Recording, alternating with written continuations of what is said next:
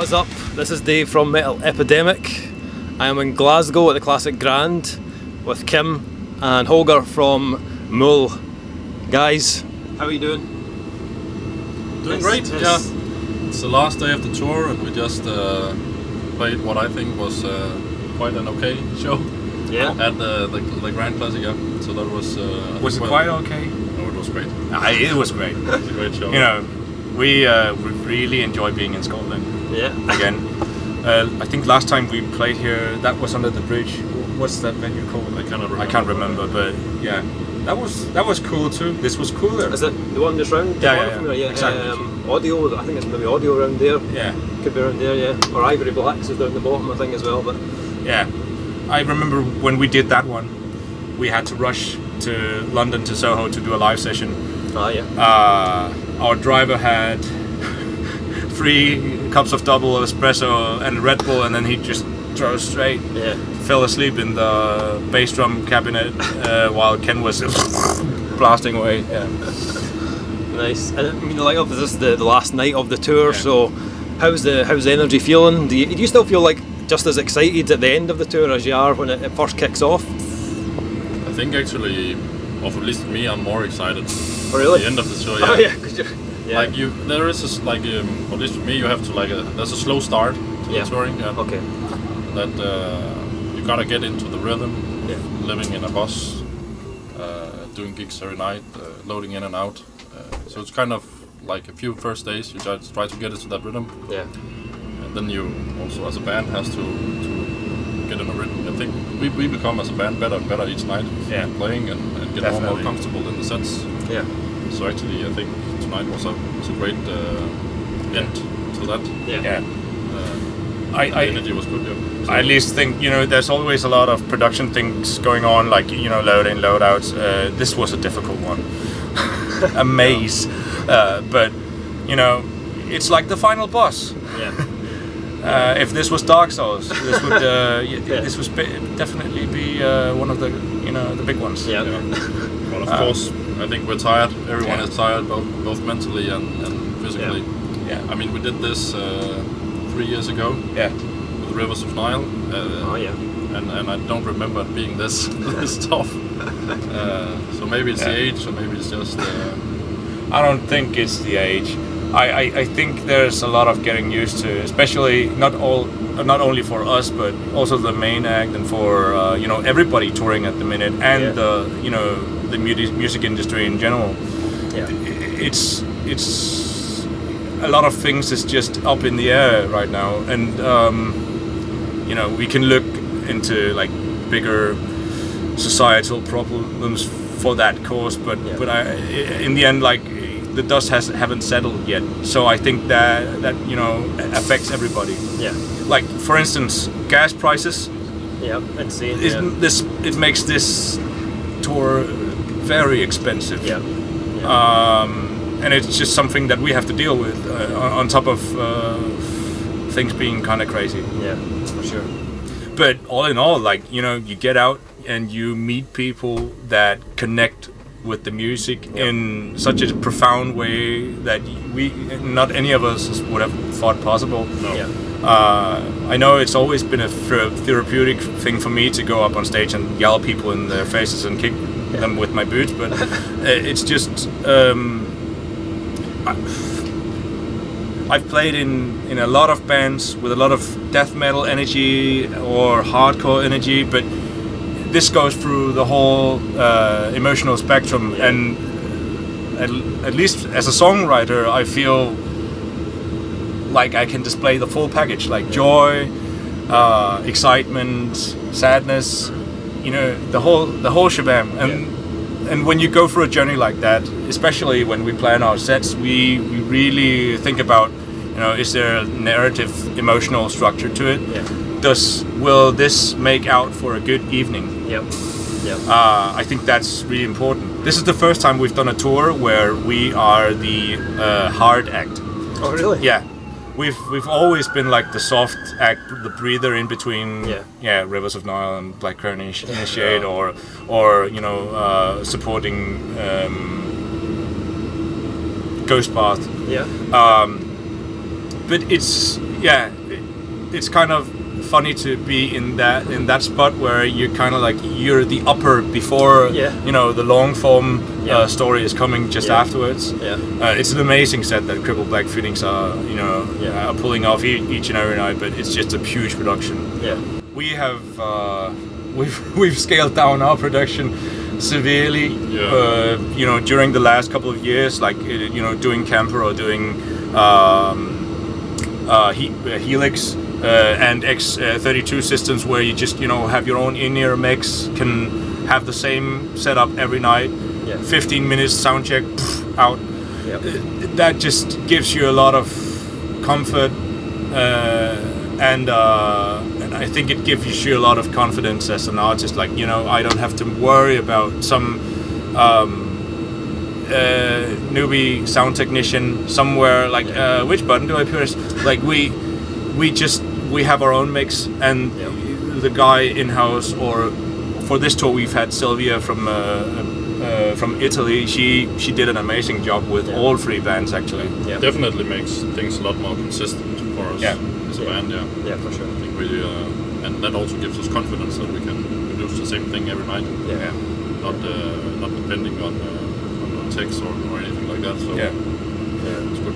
I think the pandemic has kind of left us in a place where we, everybody has been up in their heads, and I feel at least coming out, playing our songs live, connecting with people. That's at least what fuels me to, meet people who have had profound experiences with our music, on their own, made it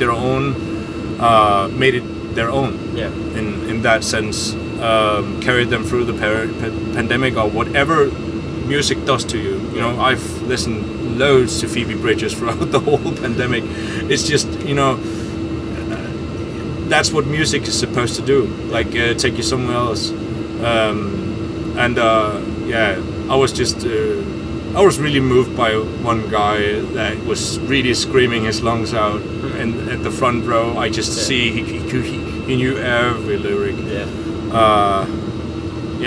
That moves me, and that reminds me of a kind of, we do have a responsibility, but also, people make it their own.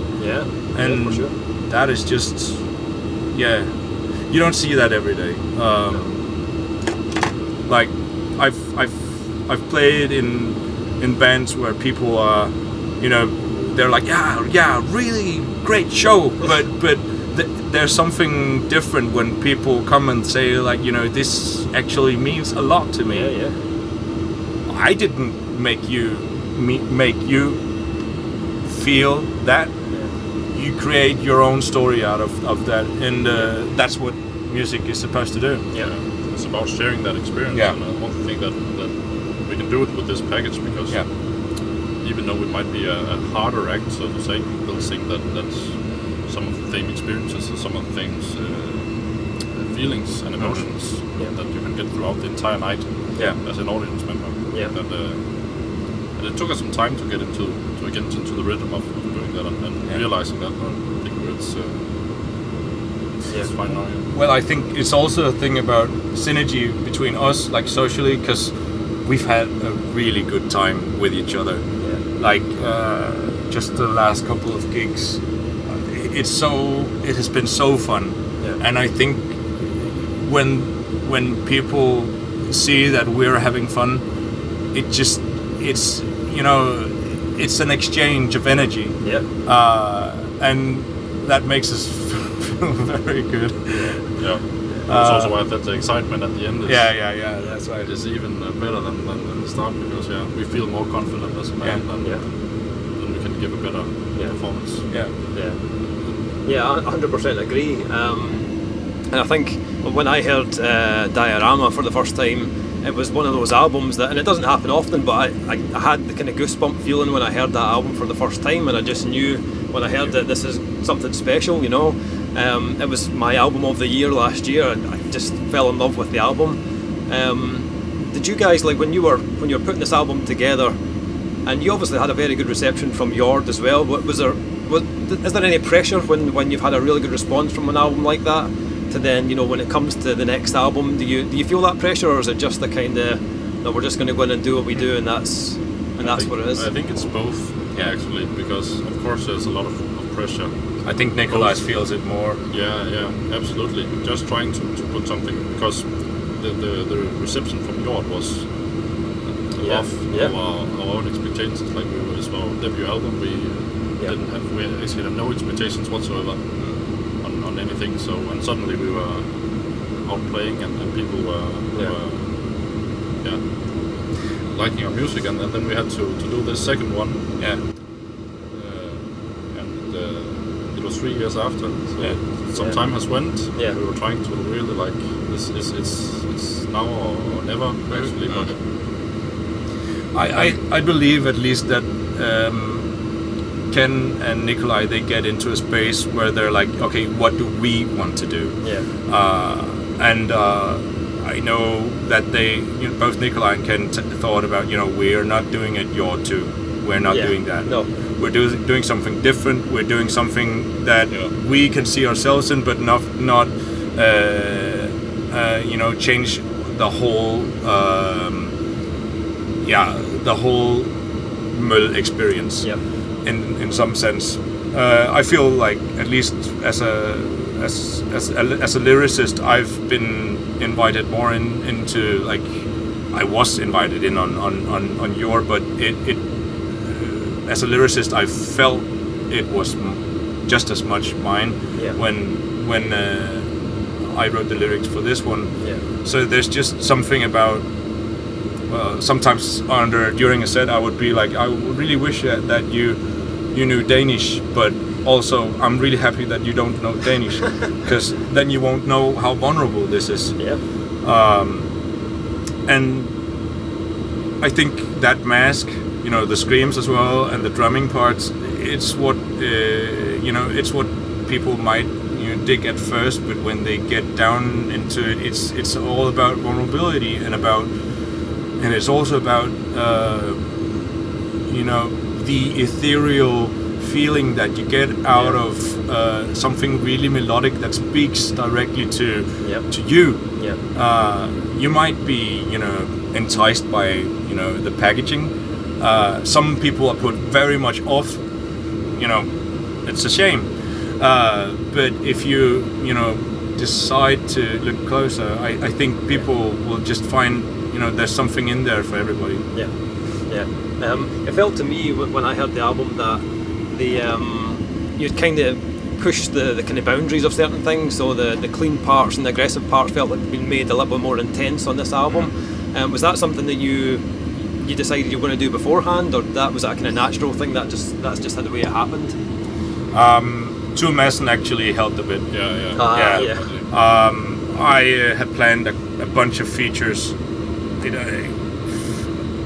and I was pitching it to him in the studio, and especially with Diorama, that's really personal for me. And Twisted as well. Like I presented the ideas, and he was like, "No, you do it." What? No, you do it. You did the demo. You can do it here. You take as long time as you want. But this is a safe space. Let's make it that. So he made me feel confident enough to, you know, at least see, that's about the mask again. You know, all the rage is a mask. It is, in some sense. Some of it is really raw, but, you know, there's just something so vulnerable about your clean voice. And I think he helped me open that up. And now I feel more confident, at least, about that part. That must have been some experience, because True Madison has worked with some of the greatest metal bands going. So what was the experience like working with him? Very good. Very good. I think he's such a comfortable, at least for us, like we grew up listening to a lot of the bands that he produced. And Same, so it's like us. It's like we had to take that off the list. I think. We actually didn't knew him too well before that. But he is super down to earth. He just. I had to talk to him about the Binia Reach album, Alleviate, because that album, you know, made me want to do all of those tonal screams. Yeah. That was actually what got me hooked on that. Yeah. Up until that point, I did mainly growls. Okay. So yeah, that album really changed a lot for me. Yeah. But yeah, I think in the studio it all depends on you feeling comfortable as a musician trying to do the track, and he just does that perfectly. He gives you confidence to do the track, and also accept the mistakes that there might be on a take. That this is a part of the music. It doesn't have to be perfect in any way. Yeah. This is an organic thing, so we might as well listen at that as well. So he was really good at that, and so it's just a great experience. We didn't experiment too much. We didn't use a lot of time on the vocals, but you were in the booth while I did the vocals for Twisten. Yeah, that was. It was very hard for me. Like, I wrote the lyrics, and I just as soon as you put a voice to it and it recorded, then it's final. It's something that you've put out in the world. And I remember looking at your faces, and you were both like, you need to talk to somebody. But I also remember like the raw tracks just sounded so good. Oh yeah, it was like the bare raw guitar, drums, tracks, everything just done. It sounded like a finished mix almost. Yeah, I really enjoyed all the pre-work and all the things all the his equipment just sounded it's absolutely so wonderful. So I know Nikolai, he enjoyed his approach to producing the guitars and have a lot of just play more. Yeah. I know they spent at least 1 or 2 days with the whole pedal circus. Yeah. Like at Your, we also did experiment a lot with the guitars. For example, used a lot of different guitars, a lot of different effects. But this was just so much more comfortable in a way, and we had more time to do it. More. Yeah, it wasn't rushed. It wasn't like we had to do 3 songs in a day, and that was. So we had time to do what we wanted, and if something didn't sound the way it should, we had to do it again or try something else. So amazing. Obviously the album was partly inspired by the Ari Aster movie, Hereditary, which personally absolutely love the film. You big movie guys? Do you watch a lot of films? Yeah, we do. Yeah. We actually, I don't know how active it is by now, but we've had a horror movie club with Alexander from Unseen Faith for quite a while. Yeah. We met a couple times once. Yeah. Drink some beers and watch the movie. Yeah. I think we've had some really good experience. I think the most scary experience we've had must have been As Above, So Below. We had many scary experiences. We watched a lot of films. I think movies are a wonderful form of art and ways to express feelings and emotions again. So I've been really obsessed with that Ari Aster movie though. It seemed like a great framework for a lot of the stuff that I needed to get off my chest.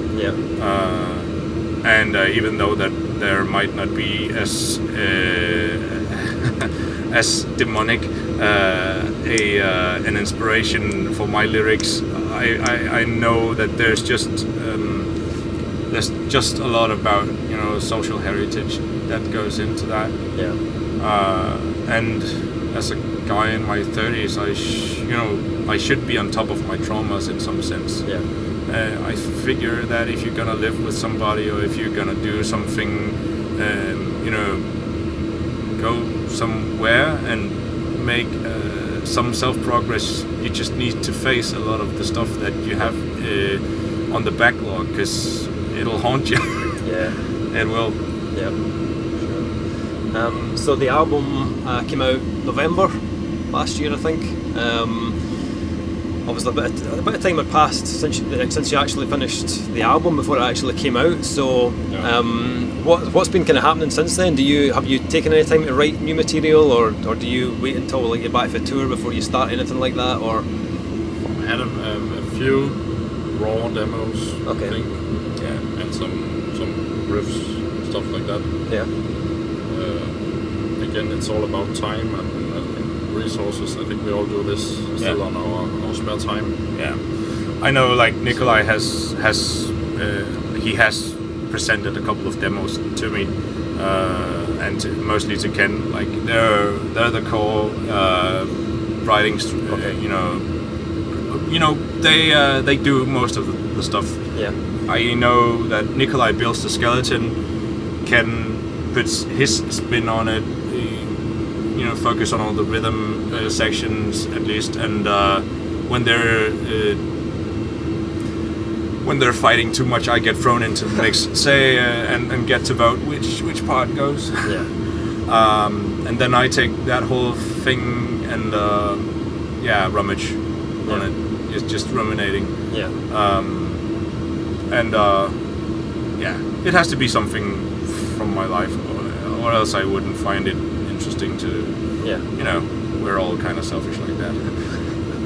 What in the kind of the demo type stuff that you've done, is it kind of tonally, is it similar to Diorama or different? It's different. It's different. Oh yes. Yes, that's what I like to hear. Yeah. At least what I've heard, but it always goes through a ton of renditions. I don't think there's a recipe for like a whole song. So. No. Yeah, like for your Nikolai has a lot of different inspirations. Sometimes he's really into one band. So he gets a lot of different ideas. But that is the main question always. What is Nikolai listening to? Really? And I am genuinely curious when he's obsessing about something. Okay. I was like, what are you listening to, man? And that keeps it exciting. Definitely, yeah. We all come from really different metal backgrounds in some sense, and I think that's a strength as well. It gives us, the live expression that we have. Yeah. But it's also like an extension of our personalities. Yeah. I know I couldn't do like a whole set really introvert. I tried that when I started in Møller. I tried to put on a facade of introversion in some sense, but it's just I gotta do me. Yeah. And I think that has also impacted the way that we approach stage presence in many ways. I think we're a bit more aggressive, I'd say, in some. Yeah, definitely. Yeah. I think the best word, or at least the best sentence to describe us, was nasty glitter. I just think that was really fitting. Yeah, it does, yeah. There's something glamorous about it, without too much disco. Yeah. Yeah, that's good to hear. I mean, as much as I love Diorama, no one wants to hear the same album twice. So I'm glad to hear that you guys are, trying different things. I'm really excited to hear what happens next. So what is next? Obviously, this is the last day of the tour. What happens now? You just got a bit of a break, or? Yeah, we have a couple of shows in Denmark. We have an anniversary gig as well in our hometown, the 5th of November, and something might be happening in 23. No promises. But yeah. We need to give Nikolai and Ken time to write as well. Sure. I think that's really pivotal for us. Nikolai is not with us on this tour. It's Sigurd, our live guitarist. He's been amazing. Yeah. Really a stand-up guy and part of us for like 4 years now, almost. On and off. So he feels like a part of the band almost. So I think, at least I know Nikolai, he needs time to settle into, really to get his focus. I'd love him to do more live stuff, but I think the most important part is, we keep the passion at least, because if that dies and the joy of writing dies, there's no Metal. Simple as that. Yeah. Like, it has to be fueled by some passion. I know, there's always, everybody expects, or at least the algorithm might expect you to put out something every year, but like, I think a lot of great things usually takes its time. I would hate to put a deadline on something like that. Yeah, we tried that and it did not work at all. So it has to happen actually. Otherwise it's. So yeah. I need to go through another life crisis too. Nice. Well, guys, I really appreciate your time. Thank you so much. I'll let you rest and chill now before you start to travel back. It's been a pleasure. Thank you so much. Appreciate it. Talking to you, Dave. Thank you. Amazing.